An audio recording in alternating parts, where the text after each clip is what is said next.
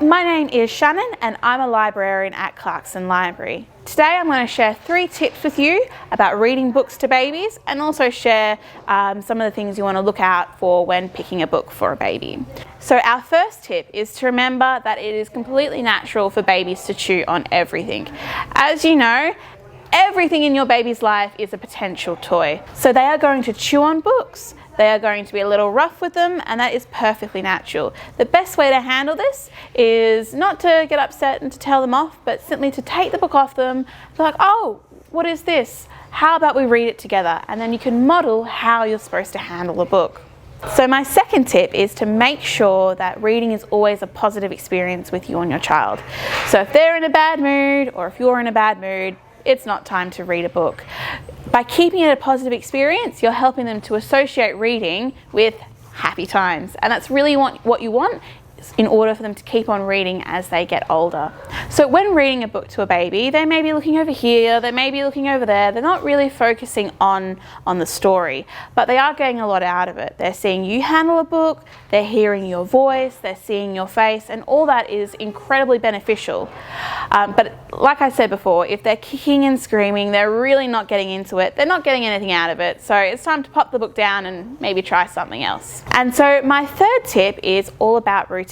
So reading is something you want to do every day from your child right from birth. It's quite easy to slip into your routine, especially as they get older. So for example, bedtime. You brush your teeth, you go to the toilet, you read a book, and then you go to sleep. It helps sort of establish that, and it's a really good way to sneak it in. Reading is also a really great way to have special mummy and me time or daddy and me time. So you can really make it fun and just a great thing to do with your child. So those are my top 3 tips. I'm now going to go through how to pick a book for your baby. So you really want to stick with your typical board book. So hopefully you've seen these before. So board books are really great for babies. Number 1, because they are quite small. So they're easy for little hands to grab, and you can't really grab and tear. It's grab and pull. So they can really withstand quite a lot of rough play. Now, when reading to young babies, you really want to go for quite clear and uncluttered pictures. As your baby's eyesight is still developing, you don't want a lot of images on your page as they don't know where to look. It's hard for them to focus. This book is actually specially made for babies, so the black and white patterns will help draw their attention and help them improve their eyesight. In regards to content, at this stage you want to stick with your super basic books. My ABCs, numbers, even ones like this one here where we're going through different types of animals.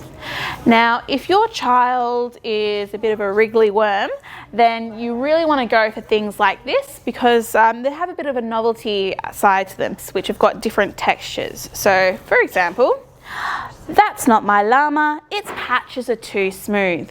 Then you can get your baby's finger and let them touch all the different textures that are on the page. So this is a really great way to draw their attention in. There are books that have mirrors, buttons, even little toys on top, and they're always a great way to help your child get more involved with a book. Okay. So also when reading to your child, you don't just want to go through and say, a swarm of bees, a screeching cockatoo. That's not really too much fun. You really want to make sure that you get involved. So, a nosy hen. Can you see the hen? Look at all those lovely colours. A waddling echidna. Did you know that echidnas have sharp spikes? Or even a shy possum.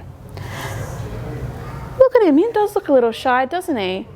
So you really want to get involved and maybe describe the pictures, talk about the animals, and you can even add in different sounds.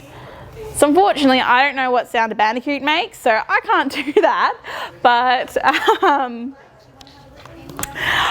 here we go, a slithering snake. And then you can add in a just really make the book fun and, enjoy yourself as well. Okay, so those are my top tips and tricks for reading books to babies. I hope you got a little bit of information out there, and as always, if you have any questions, please make sure to visit your local library and speak to your librarian. See you later.